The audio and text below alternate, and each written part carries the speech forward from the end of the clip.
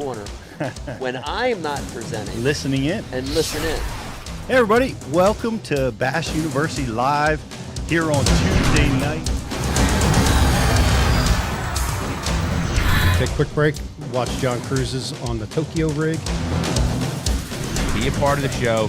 Get some chances to win some awesome prizes. As fast you go. You know, we didn't have that back then. And dude, it can just... That text thread gives me so much energy. I mean, like I'm dialed.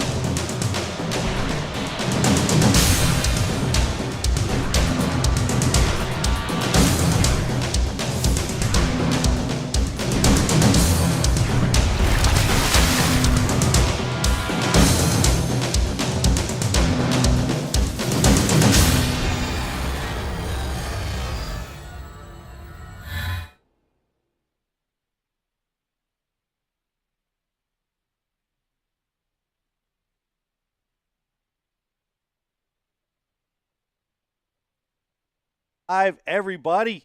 Glad to have you here with us. It's great to be always getting together every Tuesday talking fishing.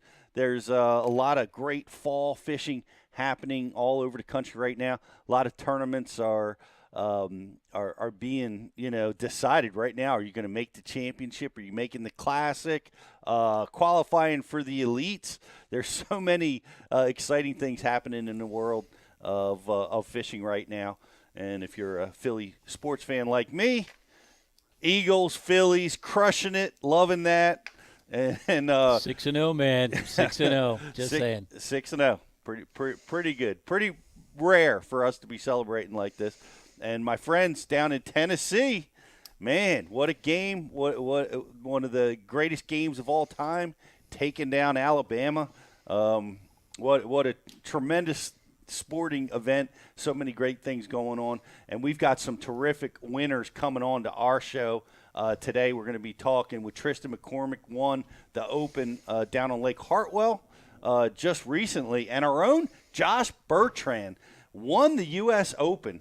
He's been, wanting to win that tournament for a long time. A lot of the West Coasters value that. They rank that as one of the all-time most important tournaments to have on your resume. And Josh got it done out at Lake Mohave in the desert of Arizona to win that tournament. So we're gonna be talking with these guys, dealing with fall conditions. You guys are fishing right now.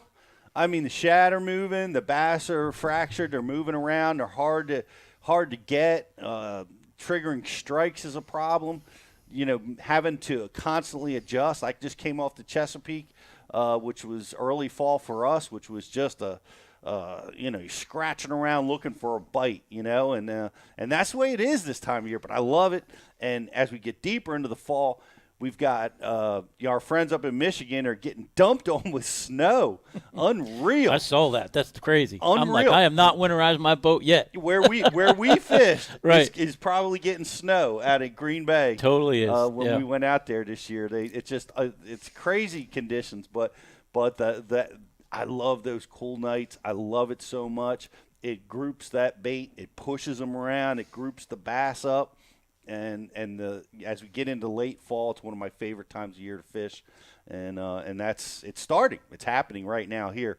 So that's what we're going to be talking about on today's show. We're brought to you from Tackle Direct Studios today. If you're watching us over on Facebook, always like us, share us, and we're going to be giving away a prize to one of you guys that like and share our live feed over there on Facebook. And we also have a grand prize that we, as always, that for a special question. So pay attention. We're going to be asking you something about the show. This is university over here, the Bass University. So pay attention. We're going to be asking you a question. We're going to be giving away a grand prize. Rich, what's happening with our prizes? We're doing MLF Champions Club boxes today. Oh, sweet. Yeah, oh, yeah. A lot of good stuff. I may or may not have done a sneak peek on the boxes. I was lucky enough to get a box and take a little peek at what was going on in there, and pretty sweet, man. There was stuff in that box that I'm 100% going to be throwing the next time I go out. So it's really good stuff. But yeah, it's going to be a fun show, man. We got two winners. Yeah, doubling down on the major wins. You know, that's what we do. No doubt. And I noticed these boxes are not sealed, Riz. Talk to BTC about that. Little suspicious. Or Jocelyn. Come on, I've got Jocelyn. everybody their own box for this show, right? So we're ready to go. I'll make sure they're loaded, guys. All right. You're watching it on Facebook. Like it, share it, and we'll enter you in for a contest to pay attention. And Riz, great to have you pushing the buttons, man. You traveled this past week. Wow, what a trip. Yeah, man. We were down in Texas, guys, and stay tuned. That's all I'm going to say for some awesome new stuff that we're going to be releasing. We shot with Lee Livesey on none other than Lake Fork. So, man. If you're a Texas bass guy, you're going to want to be seeing this stuff. The seminars were awesome. Lee's he's a super stud on Fork, super stud everywhere he goes, but he's also a really, really good instructor for us, and he didn't disappoint. We had some awesome topwater fishing going on. We did a hummingbird piece, graphing and finding offshore spots and offshore fish, and then we mixed it up. We did a junk fishing seminar, a junk fishing on water demonstration, which was awesome, and it really embodied everything that junk fishing is. Put the trolling motor down, fish fast, fish what's in front of you, and mix it up. There was stuff going on from flipping and pitching a jig, rolling a chatterbait under docks, top water down the side of docks, square bill along along dock floats, and it was just really, really cool. So I'll be excited to start editing that stuff and get it out to our subscribers. And then we also shot with Nick LeBrun on Caddo Lake, and I'm pretty sure I saw like Nick five Two wins Sasquatches. Yeah. Two Sasquatches? Five Sasquatches on Caddo Lake. Wow. If you haven't seen Caddo Lake, Texas, I mean, it is like something from Jurassic Park. It's awesome. I put up a reel on our page a few days ago of us running through the bayou. And we shot with Nick as well. We had 3 awesome seminars with him. We did fishing mechanics, the importance of body positioning mechanics, as well as we did a punching seminar. We did a punching seminar with Nick, and the third one we did was finding and identifying offshore hard spots and shell beds, and fishing for them. And he caught fish off them. It was super cool to see how he sets up on it, his rotation of baits. A lot of good stuff. I'm blabbering on too long here. We got guests waiting to come on. How could you not? Yeah. We got 2 superstars, and that's not it because, we're going to be releasing some amazing teaching content that's going to help us all. And previously we filmed with Ike, which is going to be released real soon, about some fluke fishing. And the champ, he's won 12 major events, Brian Schmidt, the grass master, swim jigs, chatterbaits, and drop shotting in the grass. Sweet. There's so much great stuff coming. Try it for free. Go over to bashu.tv and get yourself subscribed. You don't want to miss this training, which is coming your way, and it's 30 days free. Go check it out right now. And I want to give a shout out, just a real quick, to our friend of the show, Tom Lang. Yep.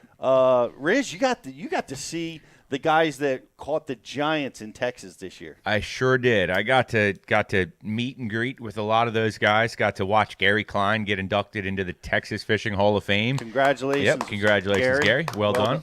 Well deserved. And I also got to tour what I call the Big Bass Lab, the Texas Sheralunker site, and see how the Texas freshwater fisheries operation all works, and it's pretty incredible what they're doing. It's no surprise why Texas puts out so many of these giant bass, and we're going to see some of those giant bass get caught this week in the Open on Sam Rayburn, which Tristan is actually on the water practicing for right now. So Pete, if we can, do you want to do the commercial, or do you want to roll right into Pete or right into Tristan for this one?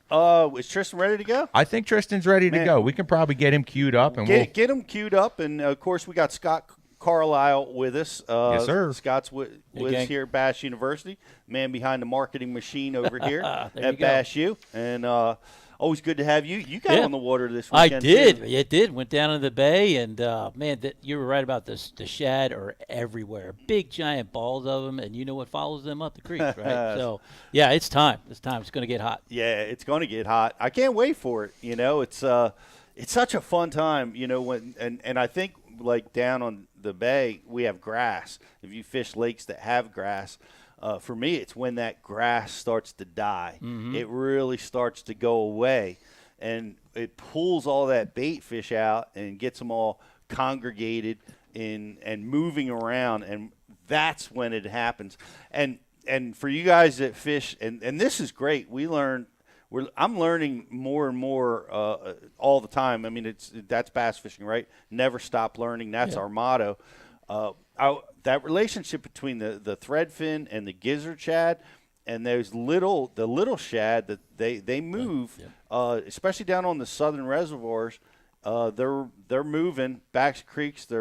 And fishing's tough. The bait's real small, but when the big gizzards start moving shallow in the deep part of the fall, that's when you catch the bigs, when those gizzard shads make the move down there. So it's interesting stuff. Exciting. But I see we have a fresh champion here joining us, man.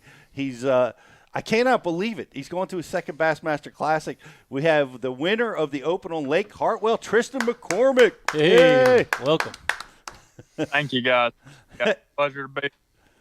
Man, what a great win! I'm so glad. You're with us. I appreciate you taking the time, man. You're practicing for another Open, man. I appreciate you shutting down and taking a few minutes to hang out with us. Absolutely, man. I've always watched your guys' stuff, and man, I was like, I'm not gonna miss this opportunity. So we're just pulled down here in the back of the pocket. There's a lot of idling going on. Just a little bit about Rayburn.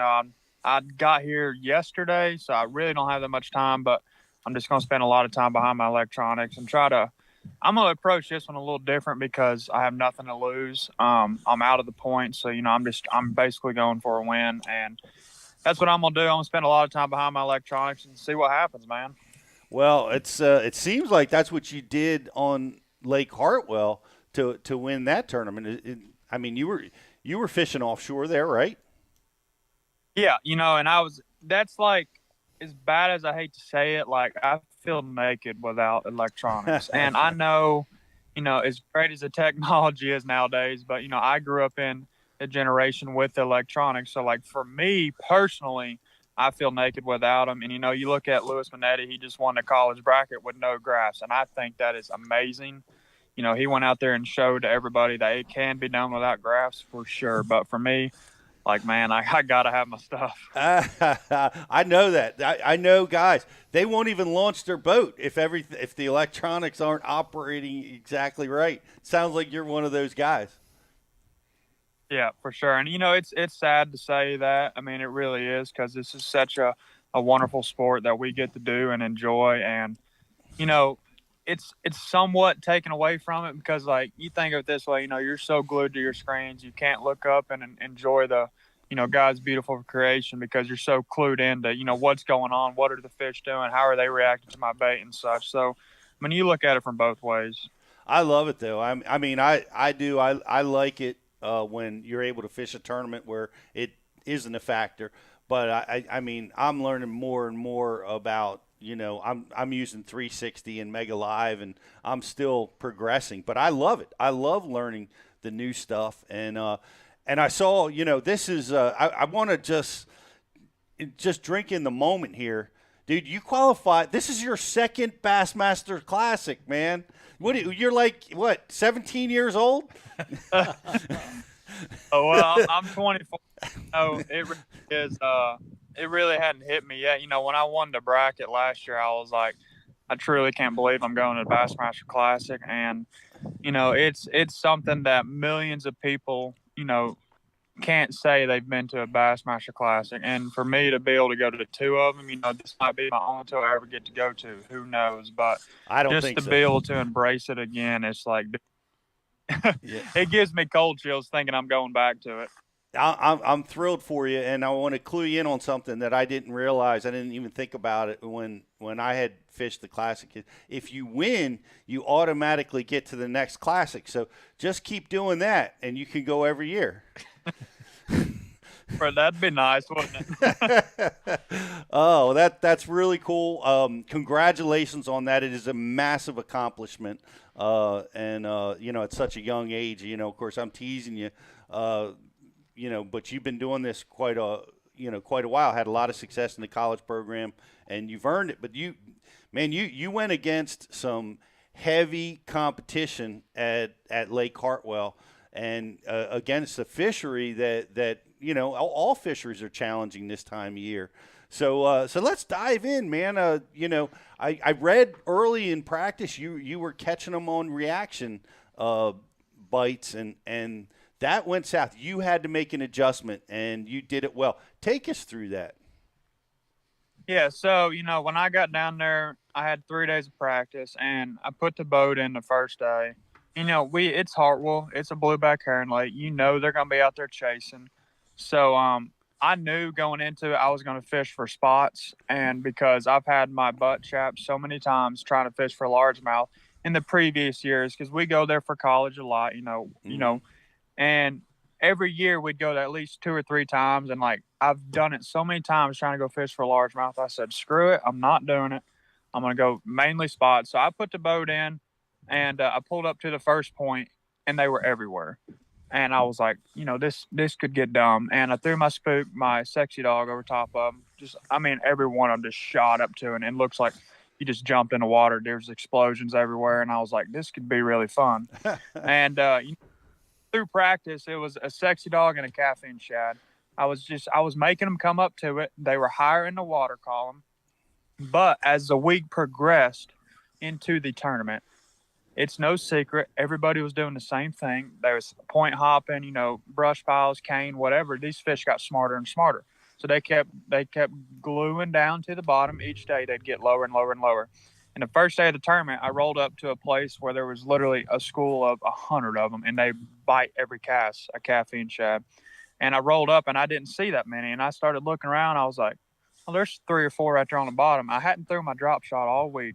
So I picked up my drop shot, flicked it over there, caught a 4-pounder. I was like, well, there you go, you big dummy. You just figured it out. So, I went around with that, and I had 4 little shoals right there down by the dam that I thought had some big ones on it, and that's where I ended up catching all my weight. But, when you have 225 boats on a lake, even as big as Sam Rayburn, these fish get pressured. They get smart. Guys are idling over them. Everybody's so good with their electronics nowadays, they can't hide.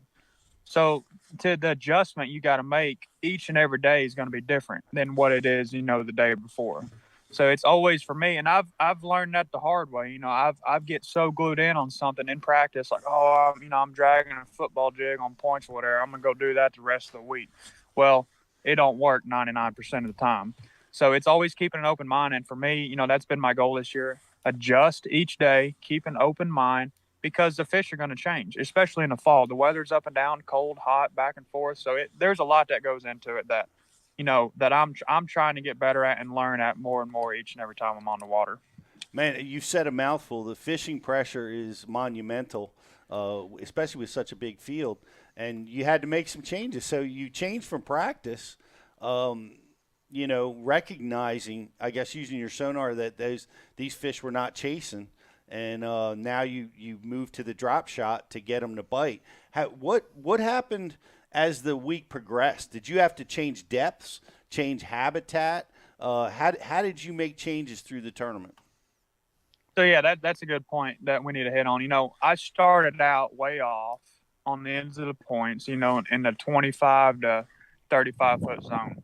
And each day they'd get shallower and shallower and shallower. And the final day I was catching them in 9 foot of water, 10 foot of water. So every day they kept sliding up due to the fishing pressure. What? So that's so interesting. That's so counterintuitive to what typically happens, right? Fishing pressure, shallow usually pushes them out or pushes them to suspend. But that's where everybody was. They were out in that deep water. It moved them up. What a crazy observation. To me, it is. That was a massive adjustment. That had to be what separated you from the field, don't you think? Yeah, and like you said, though, everybody was out there, and just say about 20 to 35 foot zone. That's where most of the piles are. That's where these fish were set up on the ends of these points. and you could literally watch them. I'm not kidding y'all. You could watch them swim up there shallower each and every day. Like I'd start out, 20, then I'd work up about 15, 16, then I'd be like, crap, I'm in 8 foot of water catching them, And it's truly amazing because these fish are so smart. They do not get enough credit. And when you can figure something out like that and actually like watch it with your own eyes, you're like, this happens everywhere, literally every single place in the country. That's cool. Now they're in the brush piles, right? The cane piles. When they move shallow, what were they just meandering? Were they cruising the gravel or the clay points, or what were they on when they went shallow? The stuff I was fishing was basically just clay and mud. And I really think a lot of it had to do with, the lake was turning over. So that probably had a lot to do with it as well. So, I don't think they was really doing anything up there, really. I was having to throw, I bet I was throwing at 700-800 of them a day and getting probably 35 to 50 to bite. So, it wasn't as easy as it seems because you throw at so many of them and they nose down to it and just sit there and look at it, But the ones that did eat, you'd throw over there to them and they'd rocket down to it and have it before it hit the bottom. Just a numbers game, and it's hard to stay in the game. And I know a lot of guys, using forward-facing sonar are frustrated with that. But that's it. You've got to hit as many targets as possible. That's what you did here. Yeah, and that's the thing. Every time you make a cast, you're throwing at one, especially on Hartwell, because there's so many daggum fish in there. It's a fish factory. You might throw at one and catch a 12-incher, and then the next one you throw at, it could be a 4-pounder. That's just how the spot game works because there's so many fish in Lake Hartwell. They love herring. They're out there chasing, so they are aggressive. But then again, you still got to throw at a lot of them. It's not as easy as everyone thinks. Did you get any bonus largemouth? In practice when they were reacting, I caught some really nice largemouth. I caught a couple forwards in practice on a spook and a caffeine shad. And I really thought I could randomly catch a big one in the tournament, like a big largemouth doing what I was doing. And I never did. It kind of fuzzled me there for a couple of days. I was like, where did those largemouth go? Because I feel like they were still out there with them. Mm-hmm. They were just not being as aggressive as the spots were. Yeah, well, that makes a lot of sense, and but we've seen that before, where you get those big random largemouth that get mixed up with the spots. Take us through your gear. I saw you were using a Strike King worm. What was your drop shot gear? What was your setup? Yeah, so I'm throwing. I got all Signature Series Lures this year. Amazing rods, absolutely love them. And I was throwing the 7-foot all-purpose Mark Zoner rod with the all brand new custom light we just released at iCast, along with the new Strike King filler worm. That thing, I'm so excited to have that on Strike King so I can quit buying robo worms. And it's a great foreign technology in that worm is amazing. It's got the soft in it, but I was just throwing an Owner 2-aught cover shot with a 3/8 ounce first contact tungsten teardrop weight. And, that's my confidence bait. I know it's sad to say that, a spinning rod, a fairy wand, light tackle, that's my confidence bait. And back to what we were saying earlier, all these places we go to, the fishing pressure, and the guys still catch them on big line and big rods. But for me, it's like, I think I can get more bites, downsizing my tackle, downsizing my line, and go more finesse style. And for me, I can catch them on a drop shot from wintertime to summer. It does not matter. They eat that thing, and that's my confidence bait. Man, well, you've done well with it. What was the color of the worm that you were using? It was Morning Dawn. Just a straight pink worm. I call it it's funny because I got to my first classic on a pink worm and I just got my second one, pink worm. So I love a pink worm. That's what my fiance calls it. She said, I just want to throw the pink worm. Riz, does the pink worm work everywhere? I believe it does. It really does not seem to matter. Dirty water, clear water, they eat that sucker. Morning, dawn. I know they love it around here. I just you would think in that gin clear water of Lake Hartwell, it might not be the deal, but obviously it is. It seems to work coast to coast. It is crazy to think that because, like you said, clear water, and you're throwing a bright pink worm down there. Like you would think that your brain, you shouldn't even take a bite on it. But I don't know why. I don't know what's down there on the bottom that's pink, but they love it. That's great. Well, you talked about downsizing your line. How far down were you going? What pound test were you using? The final day, I was throwing 6 pound on my drop shot. Now, wait a minute. The final day, you mean you adjusted line diameters through the tournament? Yep. And the final day, I started out up around the ramp throwing 8 pound, and they kept falling it down, kept falling it down, kept falling it down. I said, screw it, I'm putting 6 pound on. So I sat down, tied a new leader on, put 6 pound line on, and the first one I threw out, I caught. Subtle difference. That's wow. Awesome. That's awesome. Yeah. That is a tremendous adjustment right there. Mm-hmm. It's being able to see that, and that's what makes the difference now. Yep. It's awesome. You can see how fish are reacting to your bait and make those kinds of adjustments. We used to have to guess at it. Yep. Now you can make that adjustment with confidence. If you think it, do it. 6 pound test, man. Well, now I know this is going on down there, and I want you to touch on this because I don't know how. It's probably made it really a brilliant move to just concentrate on spots. But the water's down. The drought is got Lake Hartwell really low, and it's going on in a lot of different parts of the country. Do you think that was a factor in your win? For sure, I think it was a big player because it took there were still fish on the bank, but in my mind, I thought it took the majority of the fish off the bank and pulled them shore to where I like to fish, and I have confidence to fish. So, there was no going to little beaver or big trees, trying to catch big largemouth. And I think with the water being low, it grouped them up even better. I gotcha. Well, that was a fantastic win. You overcame a lot of obstacles, made a lot of adjustments, and got the W down there. And are you and your fiance now moving to Knoxville? Well, but basically, until January 1st, after I get back from Rayburn, we're probably gonna move down there for a while. I don't blame you. If I was in that derby, that's what I'd be doing too. It should be a great event. Now you got the first classic is often right. It's bundle of nerves. There's a lot of new stuff going on, like a deer in the headlights thing can happen to me. But this is now your second classic.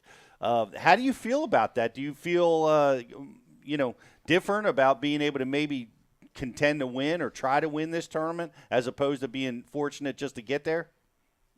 That's a great point too, and I'm glad you hit on that. After the weigh-in was over, the final day at Hartwell, me and Brian knew we're good buddies, and he was like, dude, he said, you're gonna have a totally different mindset going into this classic. And it is, going to your first classic, that's all you can think about until the time's there, and you're like, well, what is this like? What is this like? Well, what are we gonna do here? And you're embracing it all. You're taking it all in. And I loved it. My first one, it was absolutely amazing.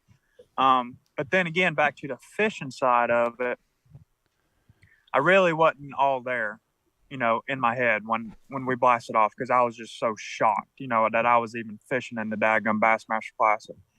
And so, yes, to answer your question, there's going to be a totally different mindset for me going into Knoxville. It's the Tennessee River, which I grew up on, so I'm super excited about that. I'm going to go spend a lot of time there this winter before the cutoff and really try to be ahead of it. To think everything through. Well, they could be here, they could be coming here or whatever. So there's going to be a lot more preparation going into this classic to maybe be in contention to win. Well, it sounds like you've got a really strong game plan. I like it. That fishing, that developing pattern, looking for that developing pattern is what wins. And I think that's what you want at Hartwell with you. As the fishing pressure pushed those fish shallow, you were ahead of the curve, making that move with the fish. So I'm excited for you. We'll be rooting for you at the Classic and watching. And, wish you the best of luck, man. And best of luck down there at Rayburn. We're fully expecting you to catch a 13-pounder and get into the Share Lunker program down there this week. If I do, this whole lake would probably hear me when that starts. No pressure. Well, we'll be listening for that holler and wishing you the best of luck, buddy. I appreciate you taking. We're gonna let you get back to practice, man. But I really appreciate you taking the time to talk with us. Hey, I appreciate you guys. I enjoyed it. Let's do it again soon. Hopefully after this Bassmaster Classic trophy. Yes, sir. There you go. I love that. I love it. Well, Rock good. on.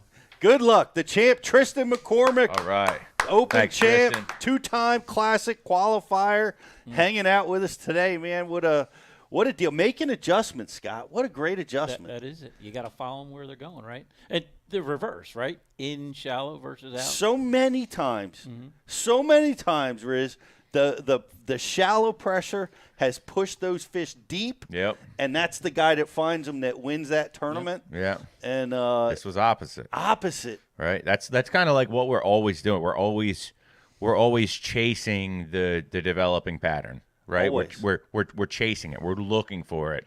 But when you get in front of it, that's when you get in the winner circle. That's when you get the big trophy. Yep. That It's moment of clarity, man. Every time. That's it. Boom. pretty awesome. And dude, that line size thing is that's pretty legit, because so oftentimes, I know, and myself included, I'm way guilty of this. I'll have a thought in my head like, man, I wonder if I made this little adjustment, if it would, trigger a bite. Yep. Right.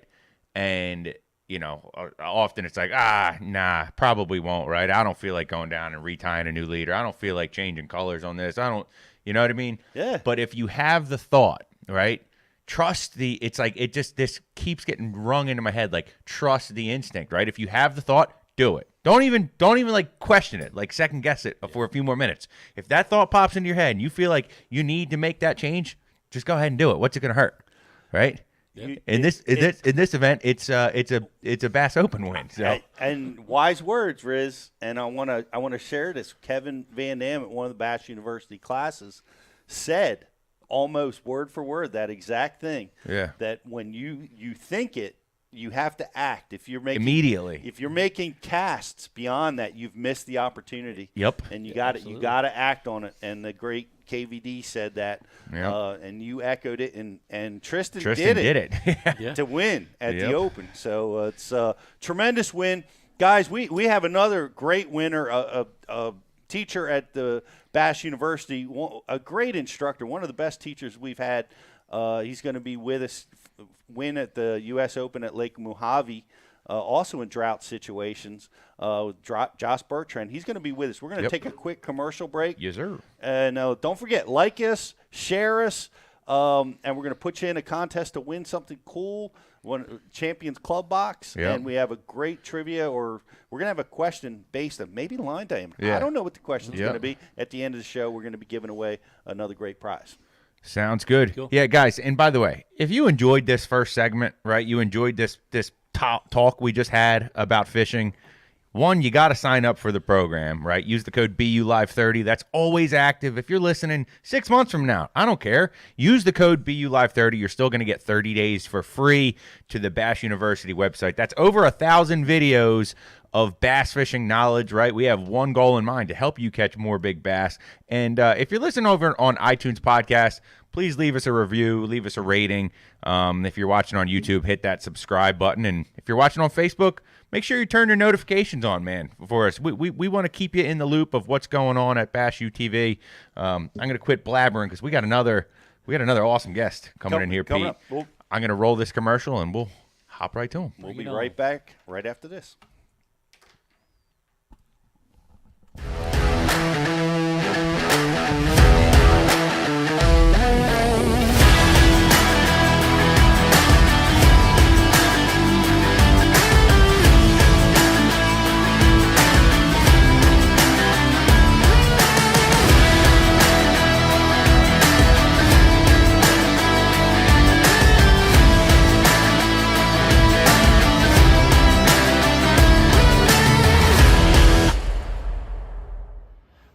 BassBoatForSale.com is the world's premier bass boat listings business.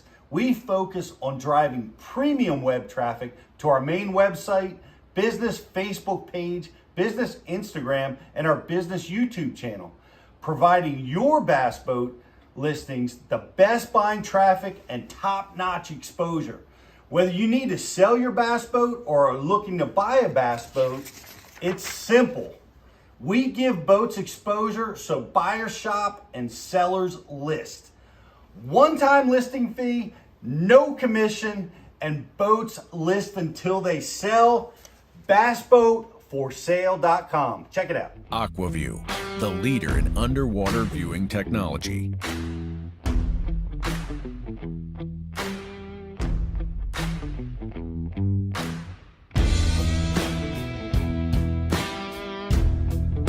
Find what you are looking for. Catch more fish. Have more fun. AquaView. Seeing is believing.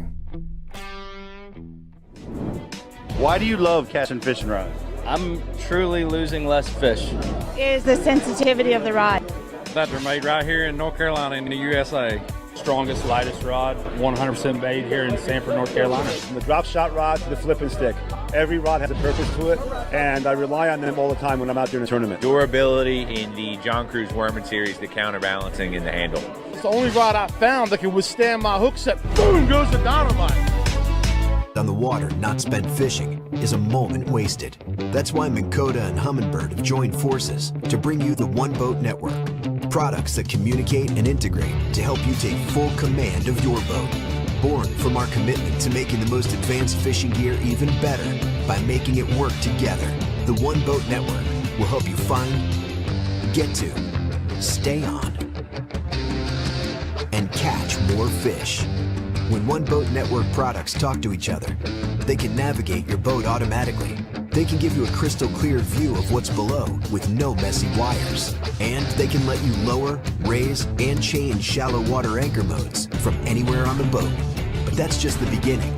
We're never done innovating, integrating, and making your boat simpler and easier to control. All so you can make every second on the water count.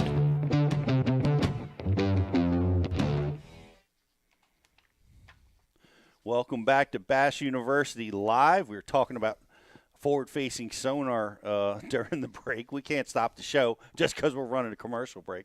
We still got to keep going on it. But amazing. We're going to be dealing with that again real quick. But Riz, you just filmed a commercial for us, not last week, but the week before.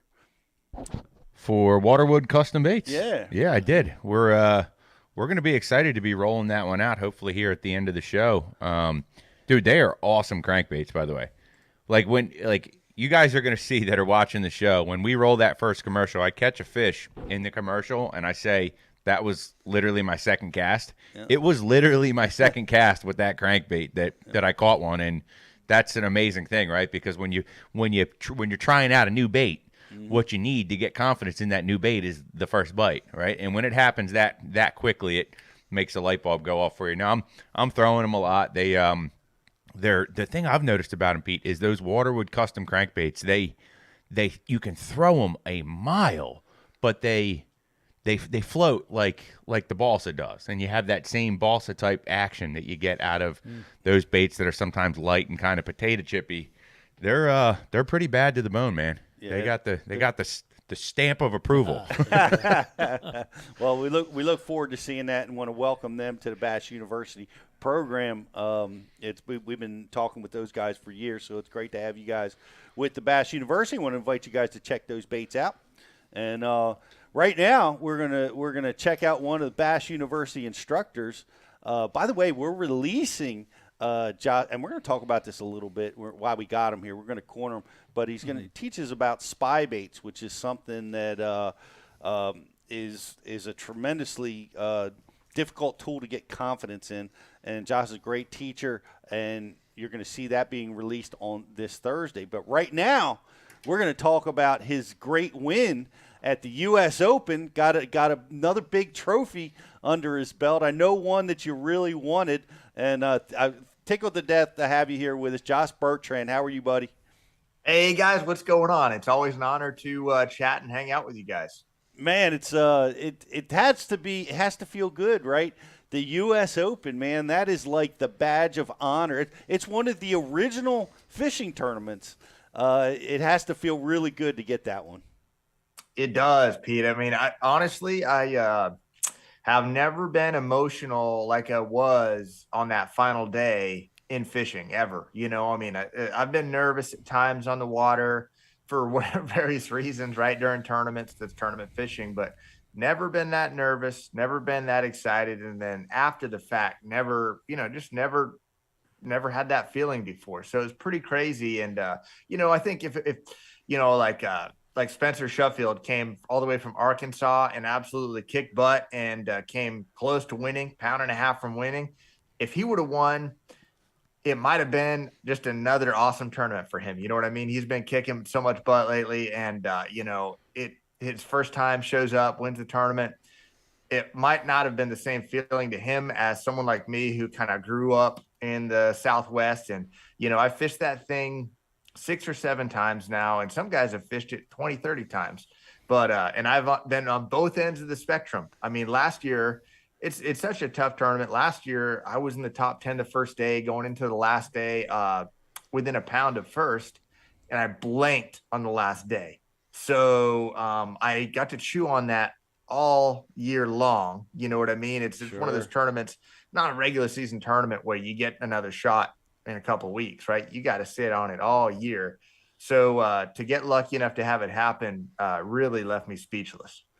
Well, it was I can see the emotion coming out of you. Really exciting. How did it go for you on the last day? Were your nerves going crazy? Did it happen early? Was it a grind all day? How did the last day go down for you? Yeah, of course it took all day, man. Just like it should. The first 2 days went really well. I mean, like better than I could have ever expected. I had almost all my weight the first 2 days in like a couple hours of fishing, and then just laying off. And I watched the lake just get pounded by fishermen. I had laid off, but no one else did, right? So the fish were still getting pounded, and I didn't know if there was much left for the last day, and it took all day. I got off to a real slow start and just plucked away. And the best thing, one of the best things that Billy does, the tournament director for One Bass in this tournament, is there is no cut. So you got 200 guys fishing on the final day, no matter what place they're in, right? And that's okay. But it makes it tough. But what Billy does is the takeoff is in order of your place. And then the check-in is in reverse order of your place. So if you're first place, you're the first guy out and the last guy in. So that is amazing. That is cool. It's a cool rule, right? Yeah. Because, hey, if you're and I've been there, like I said, I mean, if you're at the bottom of the pack, you're about ready to get home at about 3 o'clock after 6 straight days of I know that feeling. Yeah, we all do. But I knew that I had till 5:15 to weigh in. I had all day to catch 5 good bass. So it's like a dream come true. And it took all day. But it's a great tournament rule, and that tournament, it's they give every day they give 5 big bass checks away for $1,000. They give a big bag check away. So there's still a lot to be fishing for the pro and am. So there's you had a bad week. You can go out there the last day, maybe catch a big fish and get most of your entry fee back. So it's kind of a cool high stakes gambling style tournament. And if you're going to have all guys fishing the last day, it's a great way to do it. Man, that's such a cool it thing. is. I didn't realize all that was going on out there, but I Could love you imagine that on tidal water?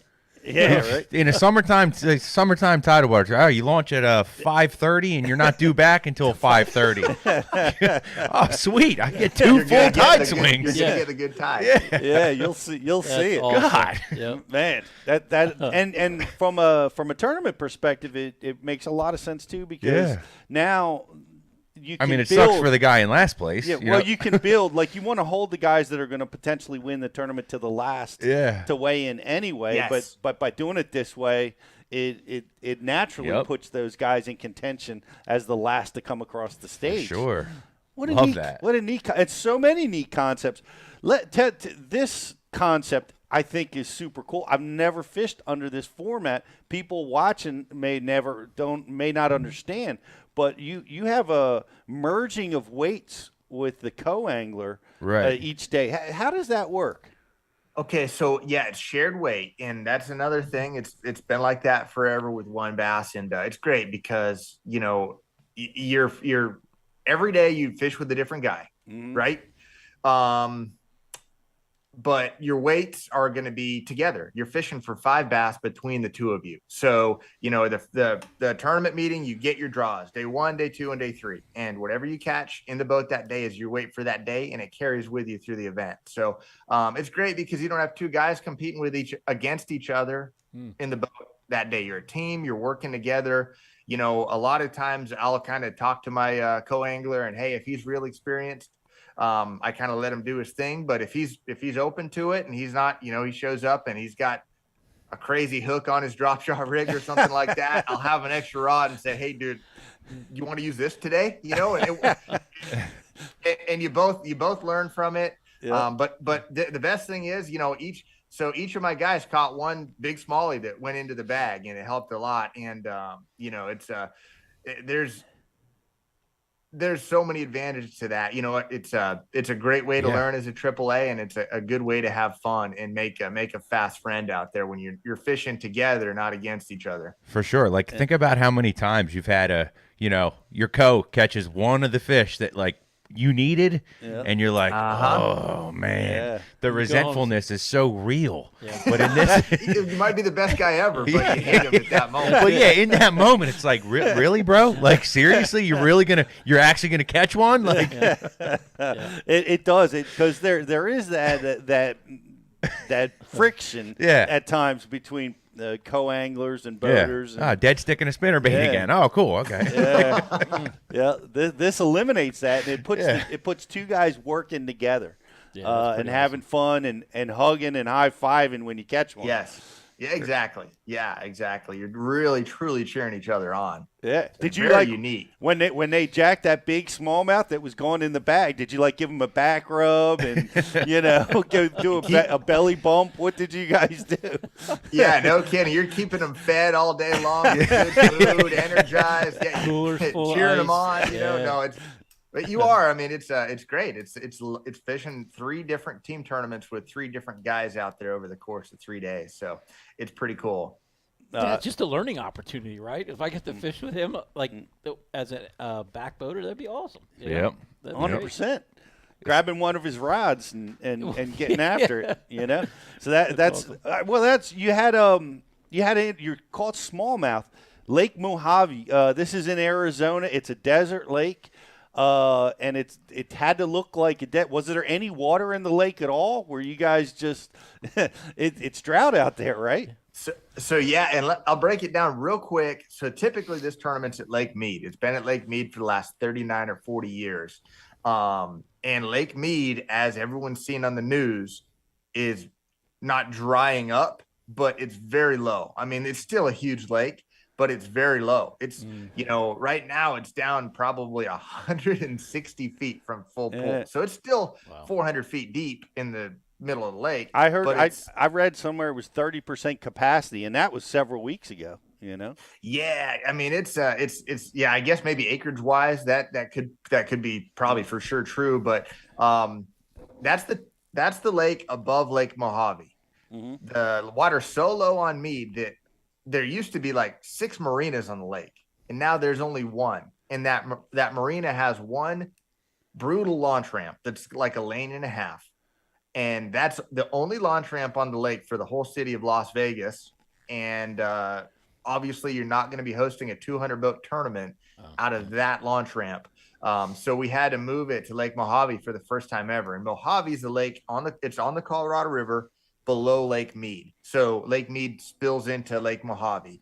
It's about, probably 50 miles long. But the cool thing about the lakes below Mead is they are able to keep them full. So we see how low Mead is, but Mohave runs about 95% full.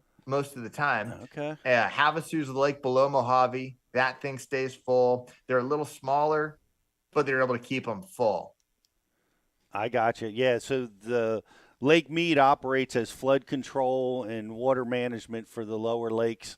We see that at some of the lakes down here. Lake Kerr dumps into Lake Gaston in the Virginia, North Carolina. Does the same thing. Gaston needs to stay full pool where Kerr can fluctuate. That makes sense. Yeah. So you were dealing with a full pool situation. So you're targeting smallmouth. I mean, take us through it. What happened at practice? How'd you dial into the winning pattern? What was the winning pattern? Sure, yeah, and so the lake is generally full. As I said, there's 1 month every fall where they do drop at about 8 feet, and that's September or October, and so that was happening. So it's relatively full, but water falling. That's part of the pattern, part of the story, right? And it's pulling a lot of the fish that live typically. The lake's got a lot of shallow grass, shallow water tules, shallow water wood. It's a great power fishing lake, even though the water's clear most of the time. But even just that little bit of water falling out really sucked a lot of the fish off the bank. Right. It's October. The fall wants to get here, but it's still been really warm. Looking at that tournament on paper, you could go either way. It could be a fall shallow water, top water tournament, which it's been so many times at Mead, or it could be a deep water tournament like it was this week because the weather just stayed so warm. It was still 100 degrees every day. The water temp was about 80. So essentially, it pulled the fish off the bank. It pulled them out to the offshore structure, especially the smallmouth. That was the deal for me. In practice, one thing that I got burned on so many times, especially earlier in my tournament fishing, was sticking to only one thing throughout practice, right? You go out and have a good first day of practice, and then you're like, okay, I just need to expand on this and find as many places to do this as possible. Well, when the conditions change, which they always do, or something happens, and that's not working, you've got nothing.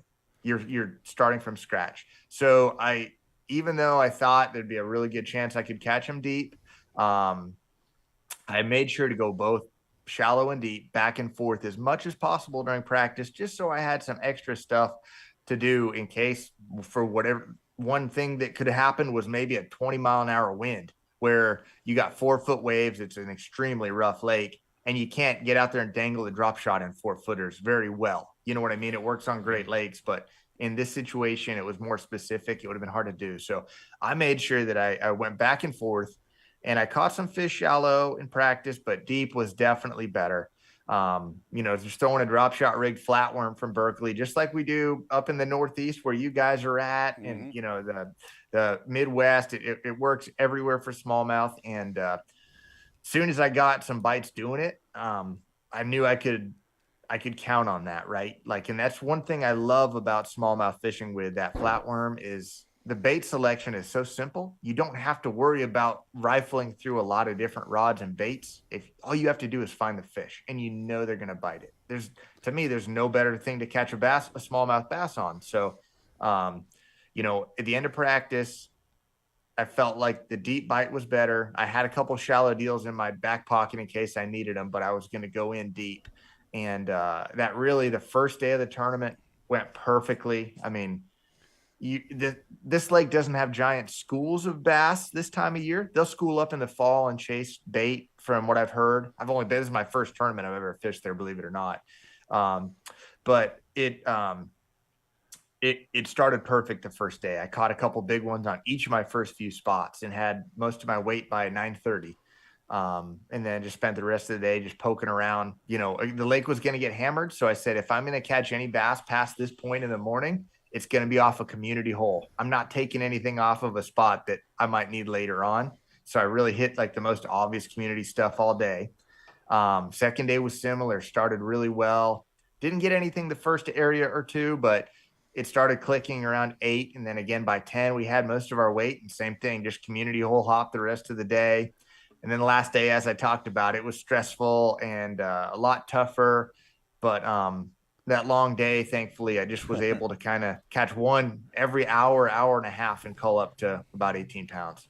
Well, That's awesome. That's terrific win. Guys, if you're watching at home, guys watching over at Bashy.tv, if you've got questions for Josh, I'm telling you right now, you've got one of the drop shot masters here, and he, whatever question you might have, we'll pass it through to Josh. Who's watching over on Bashy right now? Oh, man, we got a great crowd today, Pete. We got Logan's out there, Dustin Grant, 88.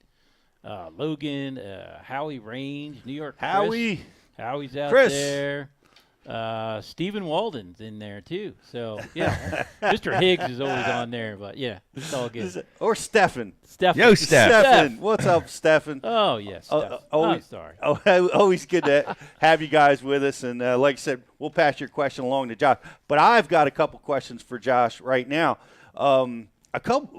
You're talking about specific structure. It seems like you're fishing for one or two fish. Was it I don't know, was it a drop, a rock, a brush pile? What kind of structure were you catching these fish on? Yeah, good question. Hey, Pete, before I get to your question, I got a quick question for you. Can you guys hear my neighbor's landscaper right now, or is my mic doing a good job of cutting it out? Nah, man, I don't hear any background Don't noise. hear anything. Good. Nah. These mics are amazing. It sounds like they're cutting down a tree next door, which I know they're not, but we need those kind of mics. I mean, you drop a pencil, you hear it on our mic. Well, I don't know. This was not very expensive. But anyways, so that's just normal on the Colorado River lakes. They don't have crazy populations of fish like a Lake Champlain or a Lake Erie or Ontario, something like that. These lakes they're good fishing, but they're just a lot of dead water. And what is good, you might have a wolf pack of bass that lives there, you know what I mean, or is relating to an area. So, you've got to be really smart about managing your fish, and you're looking for little spots and opportunities to capitalize, right? You can't idle around all day waiting to idle over to the mother lode. You've got to cobble it together. And the guys that are really good at cobbling stuff together, like Cliff Perch is a guy who is like amazing at having a good memory, seeing a fish here and going to catch that one bass. And then he'll go catch one bass over there that's sitting next to a stump. And then he'll, remember there was one patch of grass over there, and he'll catch one bass off of that. And that's what it takes on these Colorado River lakes. And what I was doing was somewhat similar, but just a deeper version of that. You might have, a lot of times it was structure, maybe a point or a hump or the edge of a flat. But that stuff really got hammered. And as the week went on, you had to get even more creative.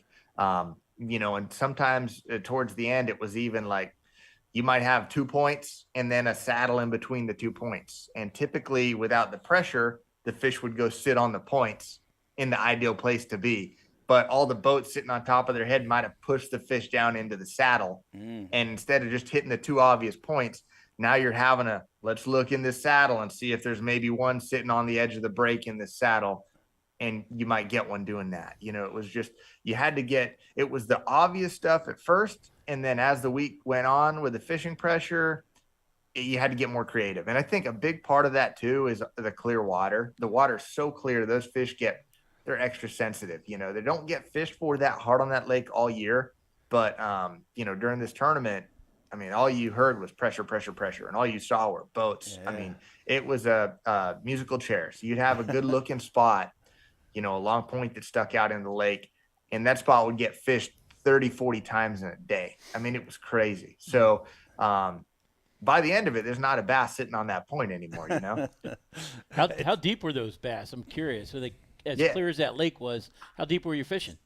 20 to 40 feet. It kind of varied on the type of spot. It wasn't like one specific depth for me, but it definitely seemed like, obviously the deeper fish towards the end, especially later in the day, were a little bit less beat up for sure. Interesting. It's we just talked to Tristan McCormick, who won the Open on Hartwell. I don't know if you get to hear any of that, but his pressured fish, fishing almost identical patterns, really, except for spots. They move shallow. They move shallow because of the pressure. How interesting. Right. He was up in the 8-9 feet by the end of the tournament, catching the winning fish because the 20 to 25 foot mark was where all the boats were sitting. That's a great adjustment right there. Did you saw the fish go deeper, and that's how you did it? Yeah, it seemed like they surely pulled off to the side and just pulled off the tops of the stuff, right? If that makes sense. Sure. And then, just as a whole, I mean, if you're going to, and this is a lesson for tournament fishing, all the anglers that are listening, but I mean, just a bass fisherman by nature is going to be more hesitant to go deeper, right? Like we all learned how to bass fishing shallow. And I would say that there's a higher percentage of bass fishermen that are confident fishing shallow than there are going real deep. So the answer is not always to go real deep. I mean, we saw it with Tristan last week, like they're saying, they went shallower.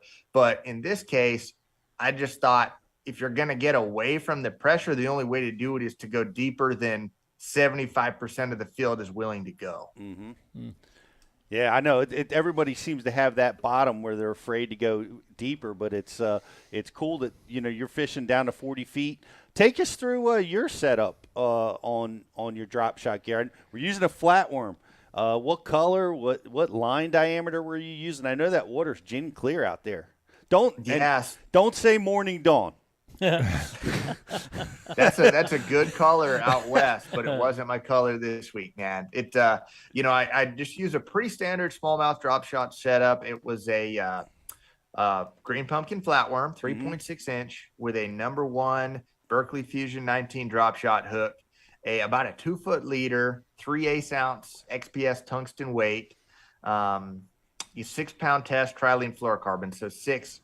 I won't go less than 6. I mean, 6. The trilene is pretty tough 6, so you don't have to baby the fish too bad on 6.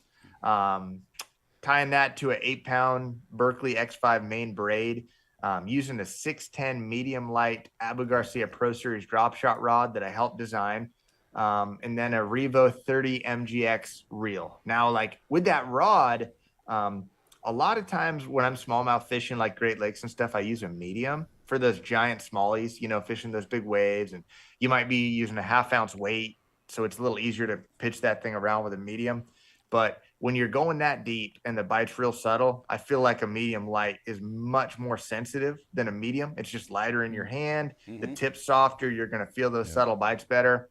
And then with only 6-pound test, when you get a big smallmouth up near the boat, it's going to be more forgiving. It's got the odds of it breaking off are obviously a lot less on a medium light than a medium. And the lake is sneaky bad about having zebra mussels in it, right? So you never know when you're going to have a nick in your line. I didn't realize the zebras are out there in the Colorado. Big time. And I think that's part of an extra reason why the water's so clear, right? Because they do filter and clear the water even more. But it's funny. You go out to Lake Mead, and with the way the water drops like that, the mussels are all stuck to the rocks. And when the wind blows, it sounds like you're in a tunnel of wind chimes because you just hear the mussels just chiming on each other. But yeah, they're a big factor. They're pretty much in all of our lakes out here, just like some other parts of the country. Yeah, well, that's interesting. I hadn't really heard that before about the zebras out there. It's very unique part of the country out there on the desert lakes, guys. You got to get out there and check it out. And I hope to get out there one day. I know Ike got to fish the U.S. Open, I think, last year, and I was so jealous because I got to fish Lake Mead like 20 years ago in a Bassmasters. No way. Yeah, it was. It was forever ago, but I loved it because it reminded me of fishing up in the clear waters of the Great Lakes and the places that I was familiar with. And but I was fishing tumbleweed. That was the that was the most amazing thing. I mean, I believe it, dude. That's funny. Those tumbleweed bushes that grow, and then when the lake rose, all that tumbleweed had flooded. And the bass were they were munching in that stuff. It was crazy. Roadrunner trails. But it's all awesome stuff, man. Yeah. But I know we got some questions for Josh. What do we got on the IM board? So going back to the drop shot scenario. So wondering, New York Chris, wondering how to choose the tag end length for a drop shot. Do you start long, cut it down, or do it the other way?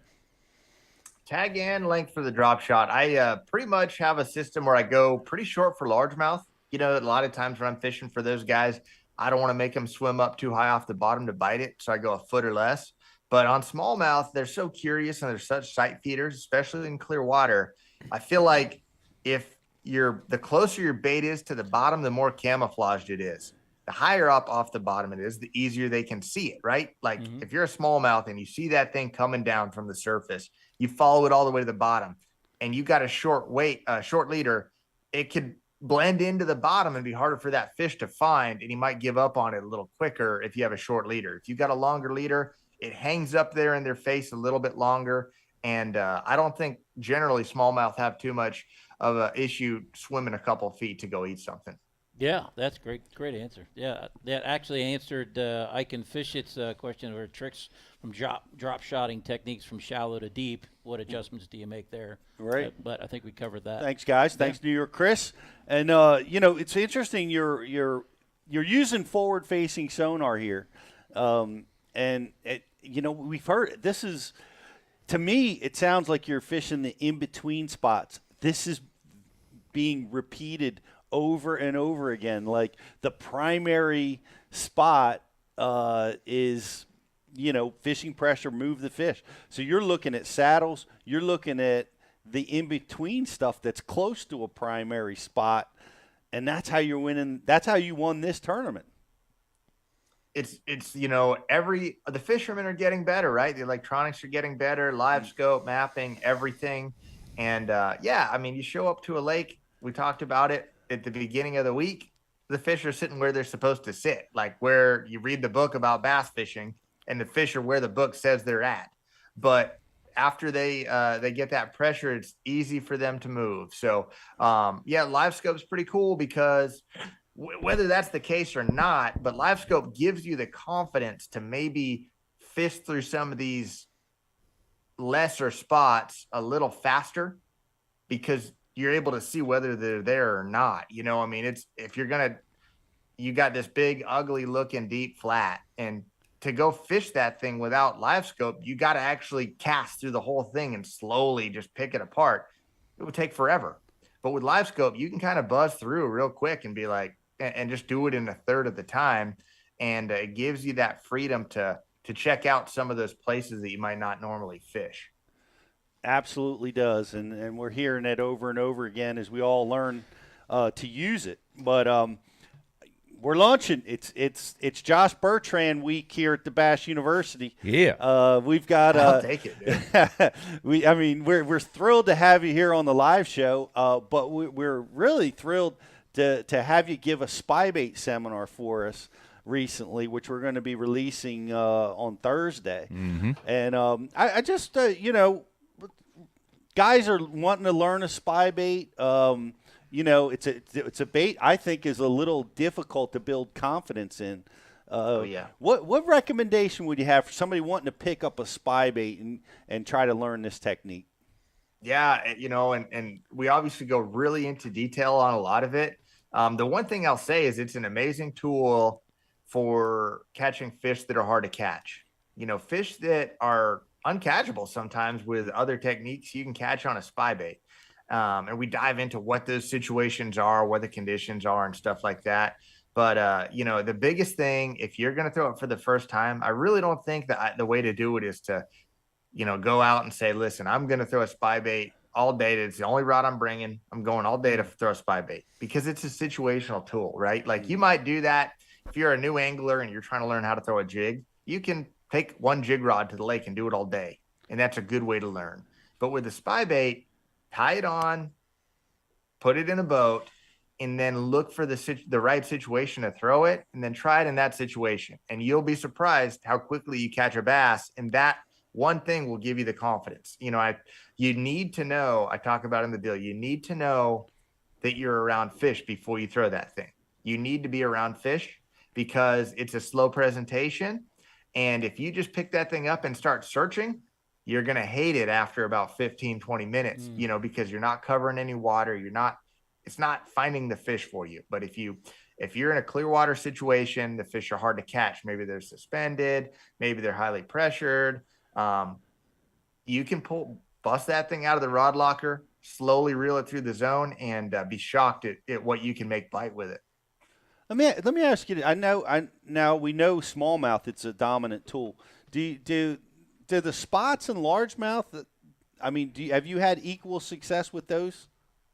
I would say maybe not equal, but I've had good success with it. It's definitely at times, and I've had it work in highly pressured shallow water largemouth situations, like using our slow sink from Berkeley over grass during the post spawn, right? Big females sitting around bluegill beds and stuff, smaller males eating fry, and then but in a highly pressured area, right? Where the fish are seeing a lot of wacky worms, maybe topwaters and stuff like that.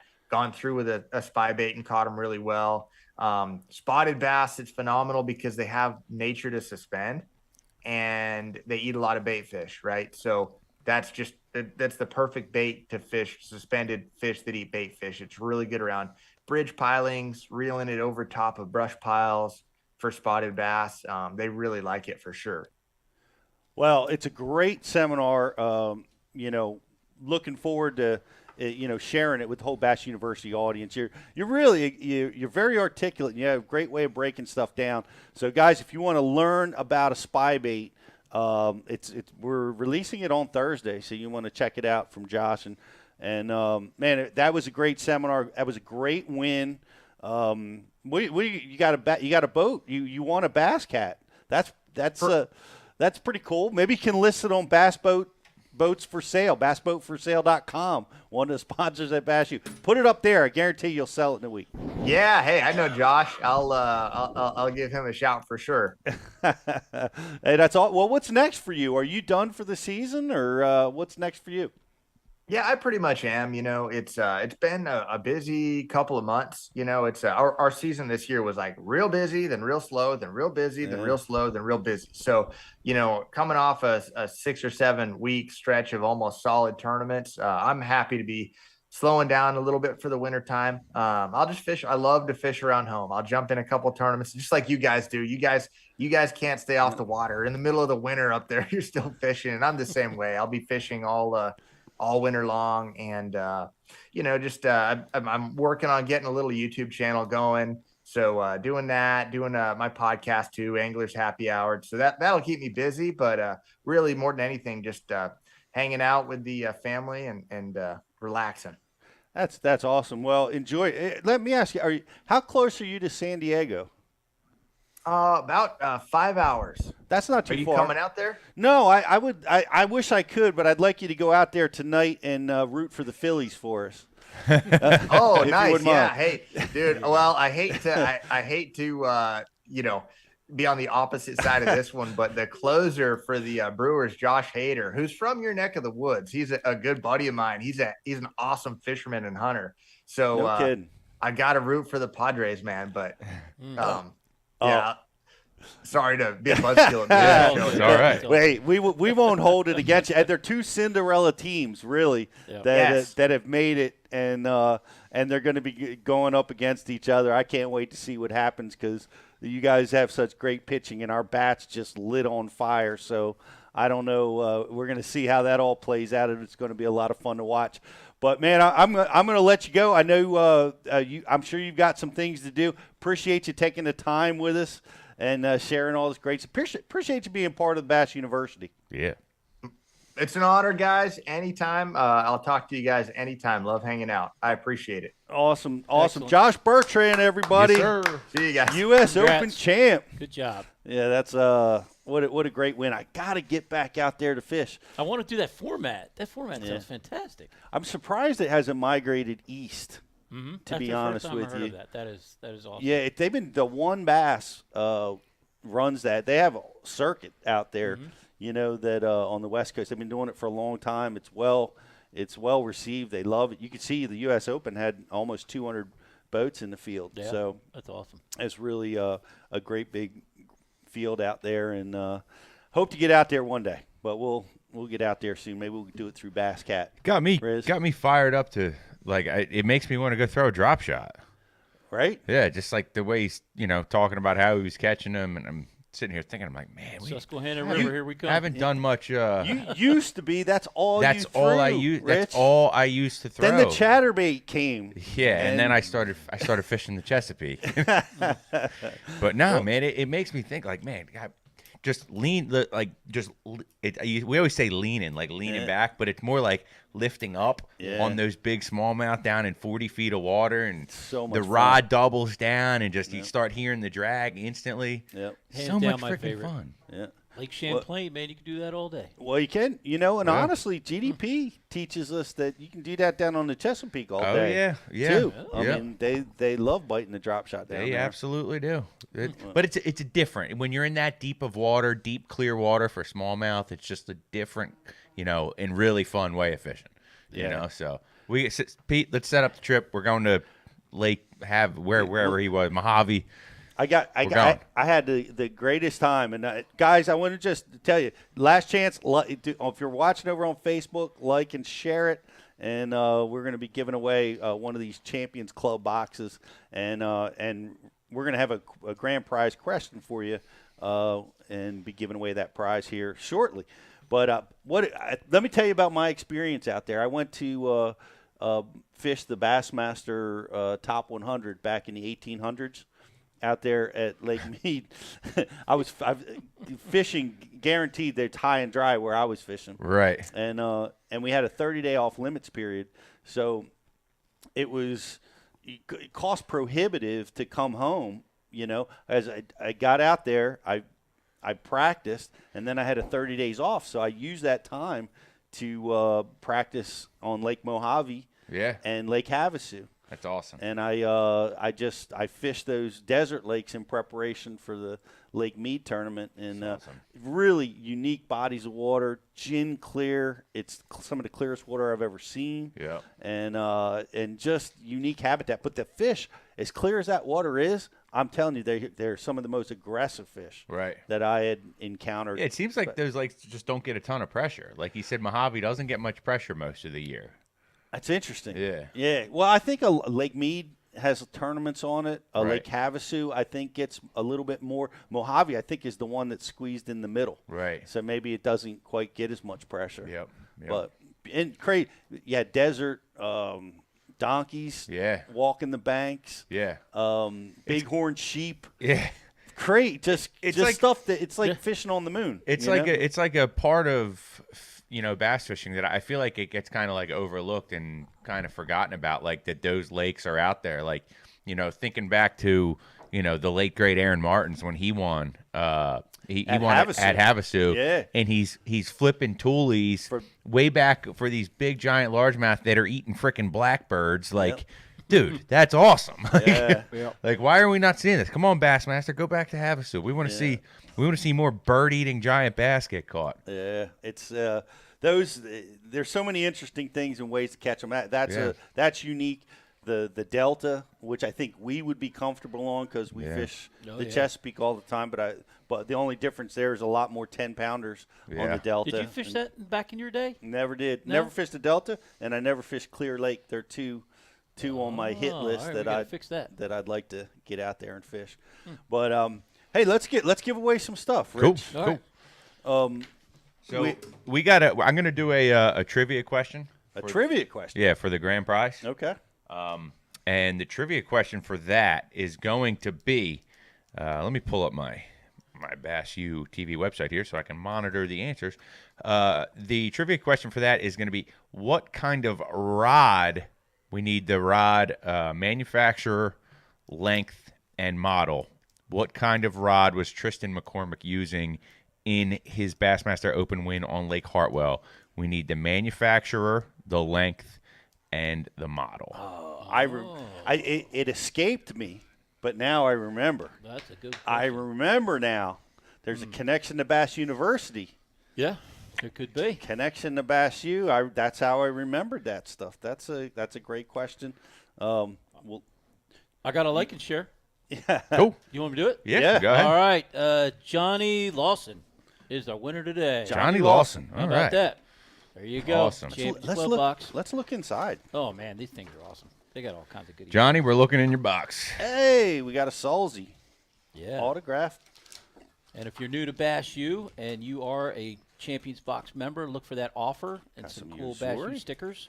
We've got a great enrollment offer in there in October's box, so it should be coming to you shortly. Speaking of West Coast, that's a Castaic square bill. Look Yes, at the size sir. of that square bill. Yeah, Yep. that's Man, I funny. didn't have that in my box. That's a big dog. And we talked about top water this morning. Hey now. There it is. All There right. it is. All right. Good job.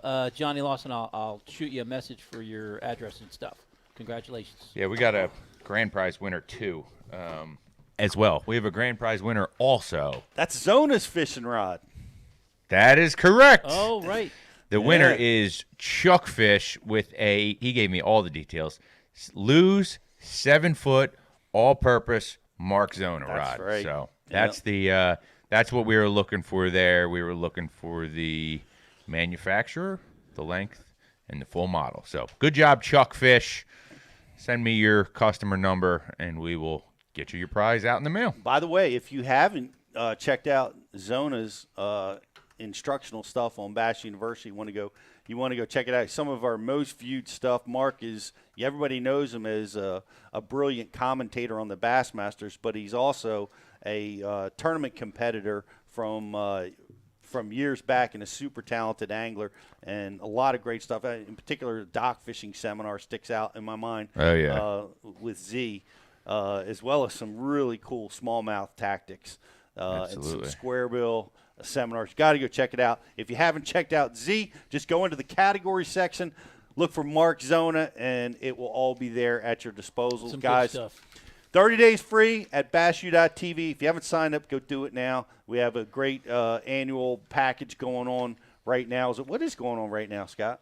The Boom Boom Special. The Boom Boom Special. Oh, you get that swim Yes, bait. sir. Yeah. Swim bait, Sign hat, up face shield. annually. You get your Boom Boom swim baits. Shout out to Rambanis. Riz, I think you're going to see him next week. See you next week, Freddie. All right. And we're going to give you a Bass U hat if you subscribe annually, as well as a face shield. So check it out. It's awesome to have you guys with us. We're going to be back next Tuesday with another edition of Bass University Live. We'll keep you posted. Wish you guys the best fishing in the fall and wherever you're at. And go Phillies. Go Eagles. We'll see you next week.